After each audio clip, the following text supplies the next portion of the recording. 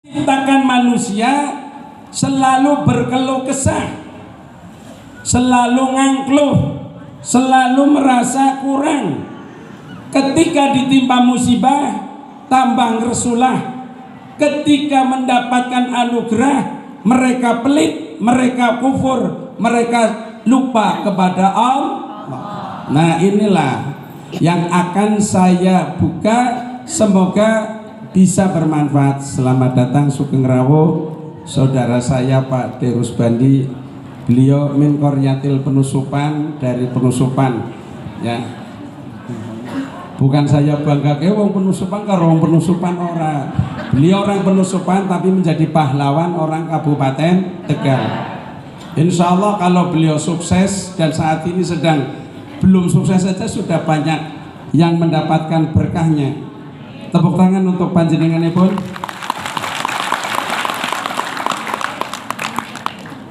Saya tidak mengiklankan karena nggak ada janjian. Tahu-tahu celonong sendirian, saya juga sendirian. Kalau janjian kan saya dan Pak D. Rusbandi datangnya bersamaan, itu janjian. Kalau ini enggak, Pak D. Rusbandi dari utara, saya dari selatan, ketemu di tengah-tengah nih.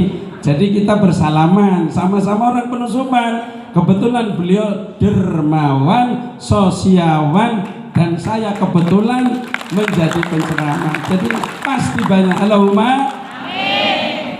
Ya. Alhamdulillah pada belum lama.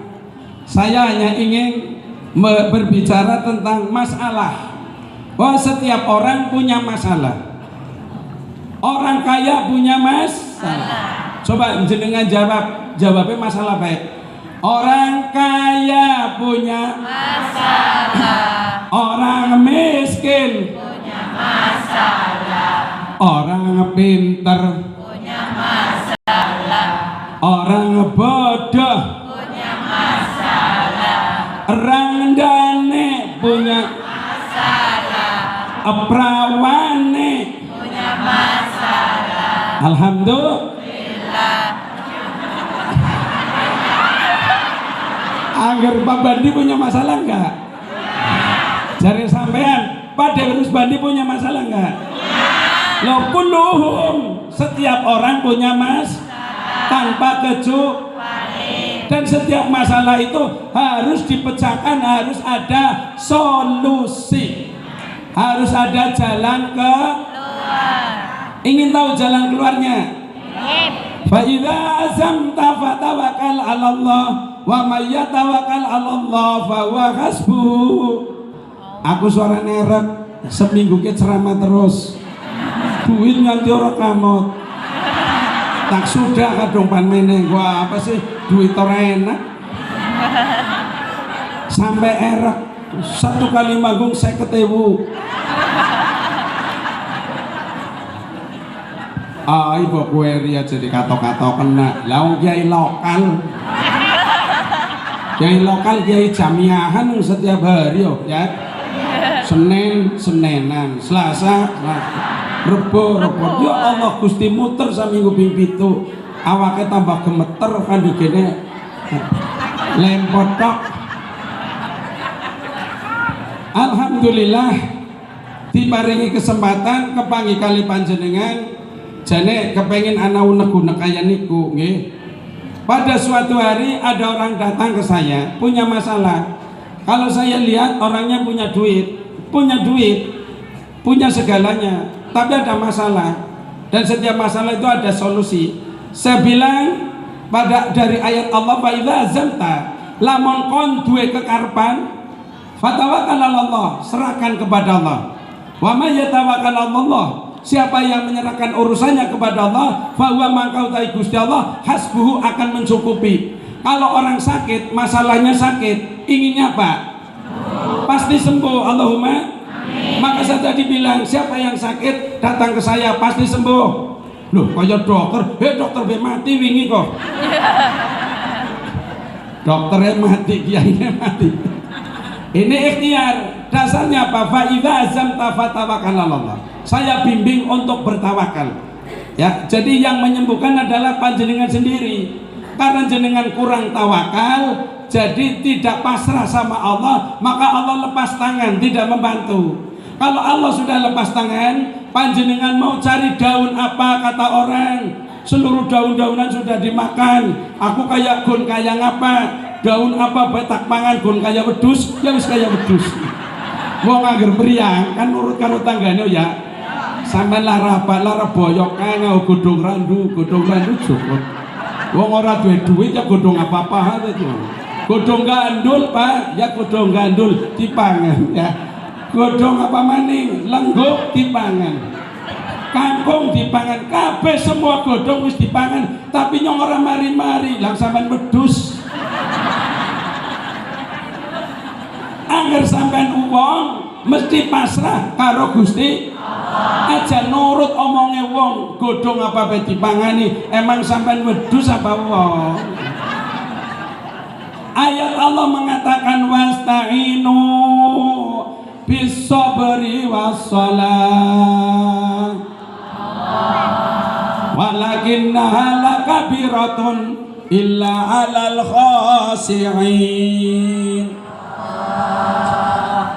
Kenyong ceramah mahal tapi tak obral murah. Asli ke rahasianya nyong loh. Rahasia untuk bekal hidup menafkahi anak istri. Bab seperti ini sampean bisa menyembuhkan orang.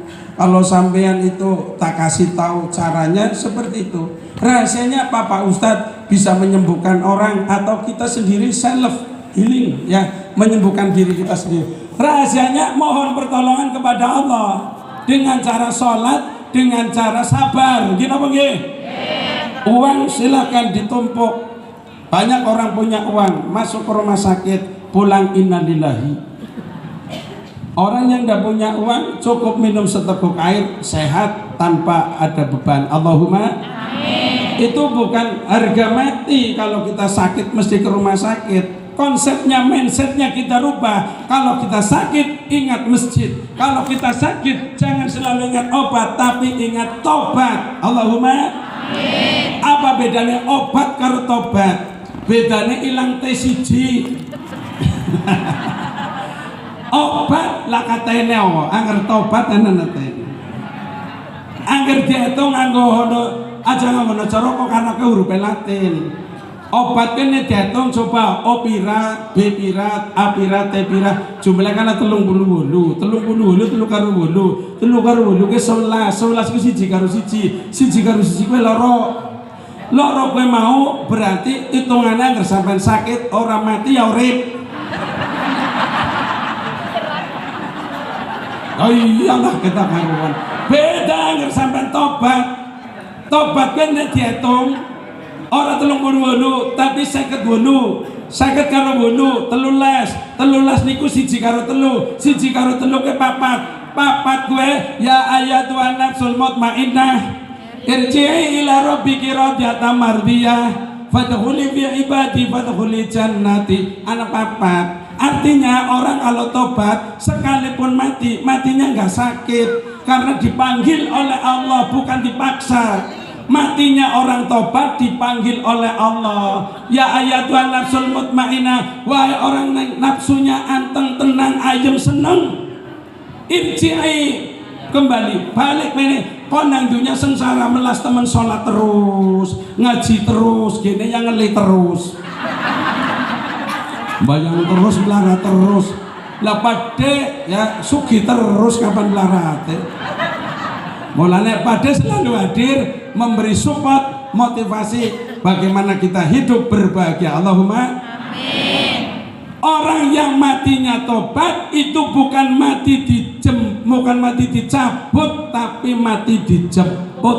Ingat aja pasti kelalen omongannya dijemput pek ngene pek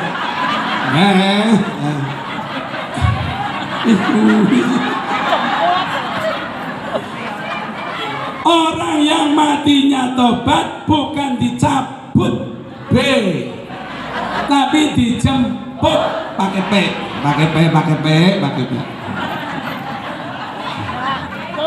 Insya Allah sing gemuyu cerdas, sing ora gemuyu lagi ngantuk. Ya wis kiai lokal boran sing penting bisa guyoni sampean.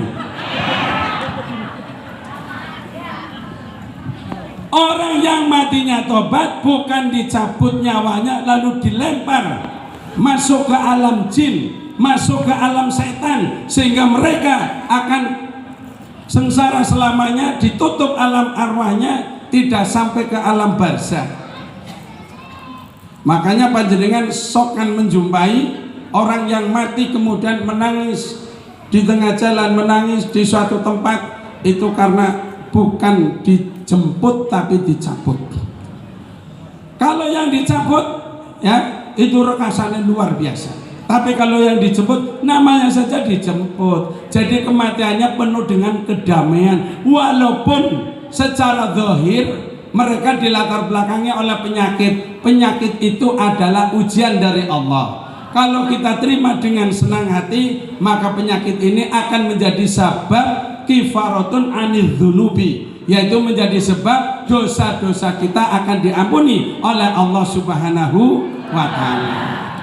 Kapan orang itu tobat? Makanya saya kembalikan, ketika sakit jangan ingat rumah sakit, ingat masjid. Ketika sakit jangan ingat obat, ingat tobat. Minimal baca istighfar, astagfirullahaladzim. Kemudian orang yang sakit juga sudah pasrah, sudah tawakal kepada Gusti, tidak takut, apalagi miskin ya. Miskin kok digeloni ya.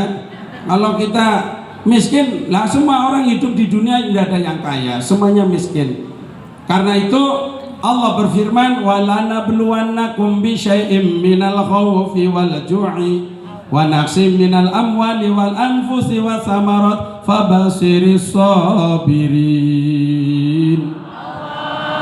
alladzina idza asabathum musibatun qalu inna lillahi wa inna ilaihi raji'un. Nah, ini yang maknanya akan saya kupas sedikit aja karena waktu ya para ibu bapak. Jadi orang hidup itu sudah pasti diberi ujian. Bahasanya sampean kula kabeh niki arane masalah. Ora wong pinter, ora wong bodoh, ora wong sugih, ora wong melarat, kabeh punya masalah. Karena itu sudah takdir Allah menguji kita. Walana bluwanakum bisyai'im minal khaufi, ketakutan, wal ju'i, kelaparan, wal naqsim minal amwali, kemiskinan ya, kemudian wasamarat, mungkin pailit ya. Terus kita disuruh apa? Disuruh sabar. Fabasyiris sabirin, berilah kabar gembira bagi yang senantiasa bersabar ketika menghadapi sakit, ketika menghadapi musibah, ketika menghadapi masalah. Fa idza asabathum musibah, ketika kamu semua mendapatkan musibah, sesuatu yang tidak kita inginkan kehadirannya di tengah-tengah kita, maka qalu inna lillahi wa inna ilaihi raji'un, katakanlah saya milik Allah, saya akan kembali kepada Allah. Bongbong apa bongbong? Walaupun rangda suwe nganti saperene durungan duda takon, bongbong apa bongbong? Oh gene kula duhang lirik ngalor. Yang lirik ngalor wong dudane sacuwi lapne weruh ya. Boleh aja untuk wasilah kebaikan, janjian pakai HP ketemu di kuliah duha, boleh. Sarapan gratis bermesraan dengan pincukan masjid, berkah. Yang penting harus sampai ke rumah, dihalalkan sampai nikah. Insya Allah orang sekitar akan bunga karena itu menjadi berkah. Allahumma amin. Iya, anu sing ngajak kowe. Alhamdulillah. Ngarang. Wasta'inu bisabri wasolah. Nah, yang terakhir, di samping sabar juga kita sholat itu ada jurusnya Pak. Makanya saya tanya, panjenengan sebelum kuliah duha sudah subuh atau belum? Sudah. Masih punya masalah belum? Masih.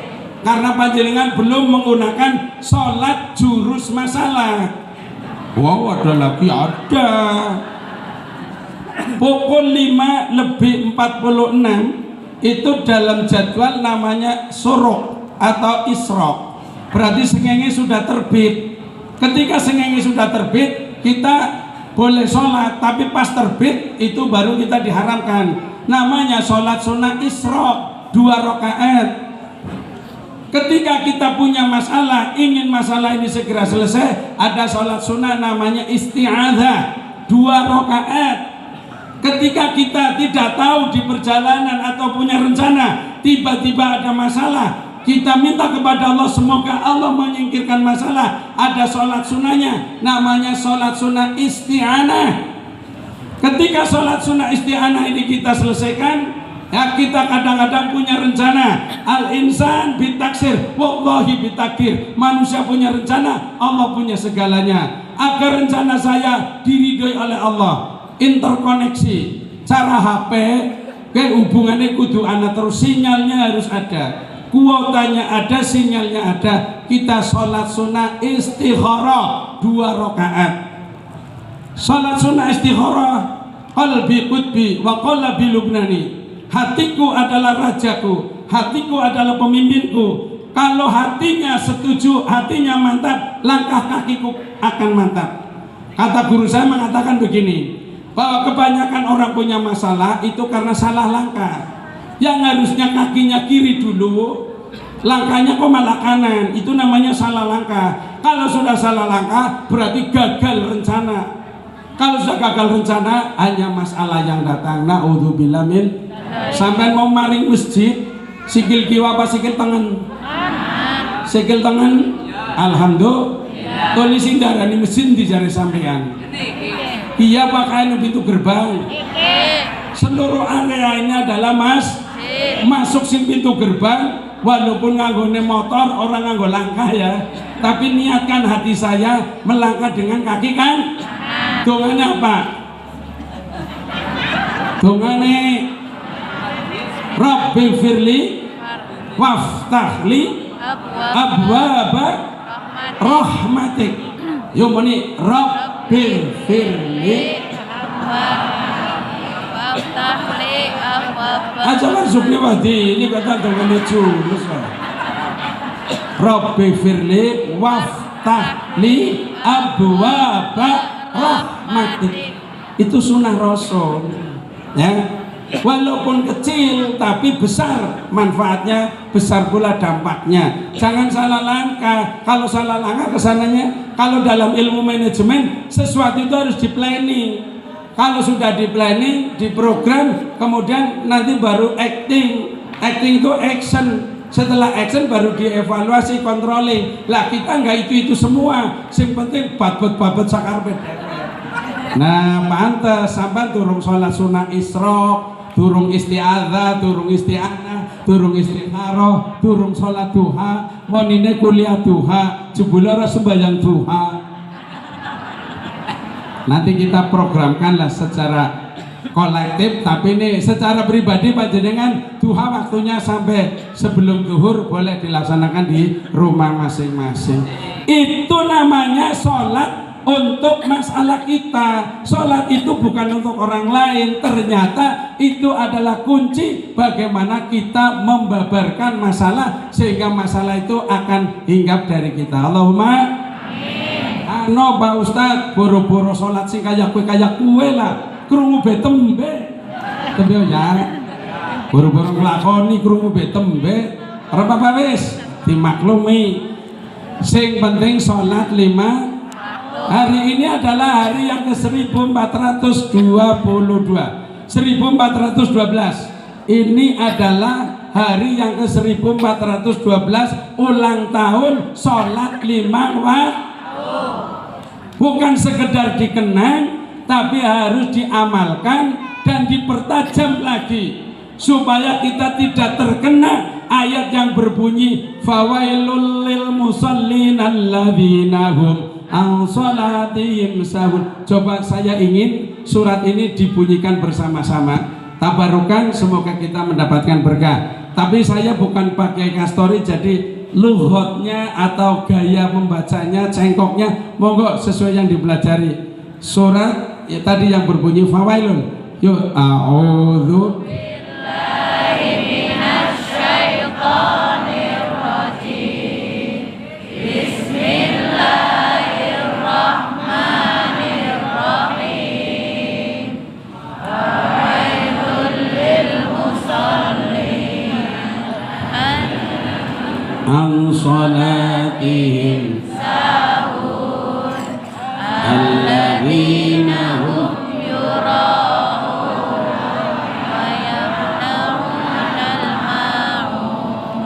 Sadaqallahul azim. Saya anggap pinter wis. Wong itu juz amma surat pendek, tapi mungkin dilupakan oleh kita semua bahwa wong sholat pun belum tentu mendapatkan pahala, apalagi kenaikan derajatnya, karena sholatnya sudah dikatakan fawailul, maka celakalah lil musallin, bagi orang yang sholat, karena sholatnya tidak ditujukan kepada Allah. Pantes masalahnya teka terus, pantes atine ora tenang, pantes kita itu bertubi-tubi mendapatkan bencana karena kita belum sholat. Walaupun sudah sholat tapi masih sholat raga, masih olahraga, belum sholat jiwa, apalagi sampai kepada ketenangan. Padahal Allah Subhanahu wa taala ya berfirman, aqimis sholat li dzikri, dirikanlah sholat untuk mengingat aku. Ala bidzikrillah tatmainul qulub, ingatlah hanya dengan mengingat aku hati menjadi tenang. Kalau hati sudah tenang, insya Allah segala masalah juga akan bisa diatasi. Allahumma amin. Allah akan memberikan pertolongan yang tidak kita duga sebelumnya. Maka bagaimana cara kita sholat? Sholat yang betul adalah sholat yang dilakukan dengan sepenuh hati, jiwa dan raga. Kalau sholat raga panjenengan lakukan tidak berbeda jauh dengan putra putri panjenengan, putu-putu waya-waya panjenengan sing nang TK, sing nang SD, pada bae maghrib 3 rakaat, tetapi kualitas sholat maghribnya yang harus ditingkatkan. Kalau putune panjenengan 3 rakaat pinter, sampean pinter yo ya, sampean sepengalaman. Ini apa nggih? Tapi kualitas mutunya sholat.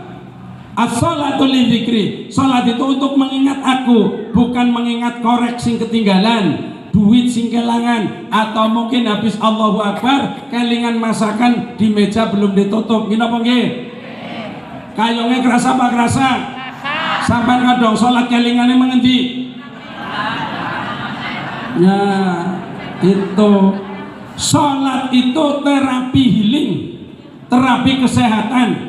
Sholat itu autoterapi, bisa secara langsung seperti HP smart itu ada aplikasi otomatis yang bisa mereset ya virus-virus yang datang, sehingga bisa direset, HP kita bersih dan lancar kembali. Demikian juga dalam diri kita, mestinya ada aplikasi yang bisa menghapus virus-virus yang masuk, yang virus-virus itu sangat ganas, sehingga kita tidak lagi mengalami hambatan. Kepengen dipasang aplikasi ini apa mboten? Sampai duwe HP ya ngerlaka aplikasi WhatsApp, laka WA, HP anyar ora bisa nggo WA-an. Nggih napa nggih? Laka Instagrame, laka Facebooke ora bisa nggo dolanan. Apa maning ora didokoni nomor Indosat, Telkomsel, XL3 atau Telkomsel, nggak bisa. Aku kan gawe nomor dewek Pak Ustaz, nomornya pirasi janjok 10 monggo, tapi bisa dikoneksi apa orang karo liyane. Nomor produk sendiri bisa tidak? Sing bisa nomornya siapa? Ya nomornya provider, nomornya Indosat, nomornya XL, nomornya M3, nomornya Telkomsel. Lan sampean gawe nomor dek ngarang. Kon nomornya pira? Setung wis karepe kon. Nah, 012345679 10 digit apa 12 digit, oke. Tapi nomor itu tercatat di provider tidak? Tidak. Bisa untuk komunikasi tidak? Tidak. Makanya kalau tidak bisa untuk komunikasi, arane HP apa? Jadul. Lah, sampai HP-nya smart, HP cerdas, sudah ada aplikasinya, sehingga bisa difungsikan sebagaimana yang panjenengan inginkan. Itu karena di dalam HP ini ada aplikasi. Kalau tidak ada aplikasinya gimana? Tidak bisa komunikasi. Ingin dipasang aplikasi? Ingin? Bayar loh. Tidak ada, bayar loh sampai ora kuat. saya ingin mengaplikasi panjenengan dengan aplikasi sholat khusyuk. Aplikasi sholat khusyuk. Kalau ingin khusyuk, karena di sini ada satu keterangan, walakinnaha lakabiratun illa 'alal khashi'in. Sholat itu berat kecuali bagi orang yang khusyuk. Sholat itu nikmat kecuali bagi orang khusyuk. Sholat itu tidak terganggu oleh cuaca kecuali bagi orang khusyuk. Sholat tidak terganggu oleh penyakit kecuali bagi orang khusyuk. Sholat itu tidak terganggu oleh ekonomi. Betul apa betul? Melarat, sama jawabnya sholat. Melarat, sholat. Sugih, sholat. Sehat, sholat. Penyakitan, sholat. Kuliah duha, sholat. Orang kuliah duha, sholat. Disengit, sholat. Dialem, sholat. Kabeh sholat. Berarti sholatnya ini wajahku wajihya lillahi fatarus samawati wal ard hanifah muslimah. Aku ke wong sing nyerah, wa ma'ana minal musyrikin. Aku bukan termasuk orang yang syirik. Aku bukan termasuk orang yang suka menyembah Allah di saat susah saja. Senang juga saya sholat, susah juga saya sholat, sehat juga saya sholat, banyak duit juga saya sholat, tidak banyak duit juga saya sholat. Karena apa? Di dalam hatinya sudah ada khusyuk. Khusyuk itu ada dua. Satu, pemberian dari Allah, ya, namanya sudah paten itu. Yang kedua, ikhtiar kita. Contoh, harta kita. Contoh, ana wong rumah tangga, kurung kosi setahun wis bisa gawe omah, wis bisa tuku mobil, wis bisa tuku sawah, bojone wis bojo maning, ya. Ya Allah. Nah, pinter, jawaban yang tepat Pak Kiai. Itu karena sudah dapat warisan dan tidak perlu diprotes. Bapaknya sugih, bukan sampai bapaknya melarat, sampai aja iri. Akunya nggak butuh, salawas-lawas, kerja keras, berpikir cerdas, sarjana, sing nganggur, buru-buru gawe omah, kontrak wis ditagih terus, burung sambayar. Ngenes apa ngenes? Sebab orang warisan. Ya kerja keras, kerjanya apa ya? Nah iya, cara wong penusupan ya, wong penusupan dulu bukan sekarang. Pada badi mesti ngertos. Rumiyin niku yang penusupan, para istri-istrinya tuh pemalu sedoyo. Tiangnya niku mboten nyenyah-nyenyah, mboten lenje, pemalu sedoyo. Ngapa? Yang kecek watu ngarane pemalu. Ya, generasi sudah berubah, zaman sudah milenial, orang tua itu yang pemalu sudah pada mati. Generasinya orang gelem nerusena, malu-maluin. Jebule tukang ngecek watu ke pemalu. Oh iya. Hanya ora isin mau menusukan. Berarti Pak Ustaz ya tahu ngecek watu, tahu. Watu siji mboran. Alhamdulillah.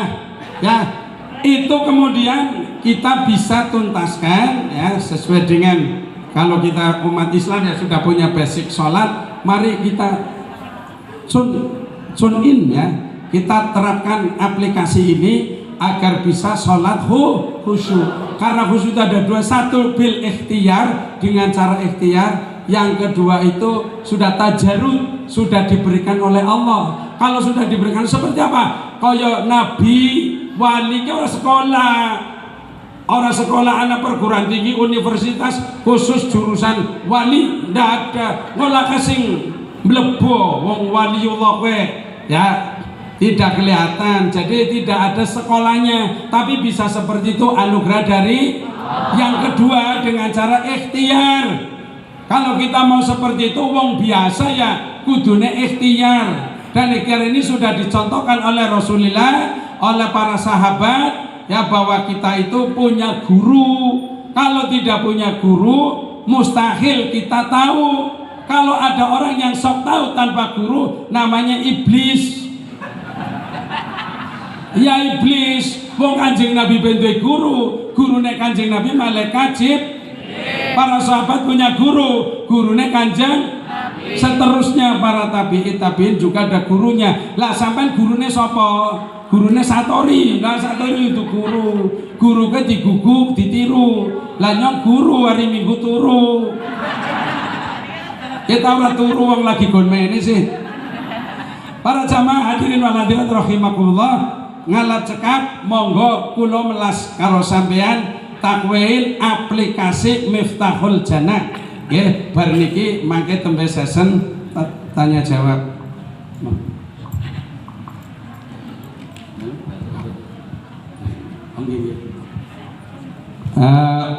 Sebelum ijazah Miftahul Jannah ditutup dulu acara ini acaranya agak lumayan, mudah-mudahan yang penyakitnya juga sembuh, yang sedang sempit diperluas, yang sedang peteng beri padang, dan yang sedang punya cita-cita Allah meridhoi terkabulnya cita-cita panjenengan. Sebelum acara apa itu ijazahan, monggo kula akhiri rumiyin kangge breakdown ya, mangke tanya jawab, tapi wonten tanya jawab baik dari luar WA maupun yang dari sini. Yang dari WA juga ada, tapi jawabnya saya prioritaskan bagi yang langsung mawon riyin ngaten. Matur nuwun kawula cekap semanten rumiyin tapi mangke dipun sambung. Assalamualaikum warahmatullahi wabarakatuh.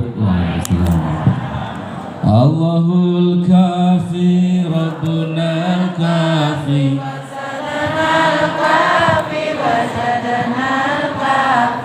likulli kafi kafanal kafi wa ni'mal kafi alhamdulillah.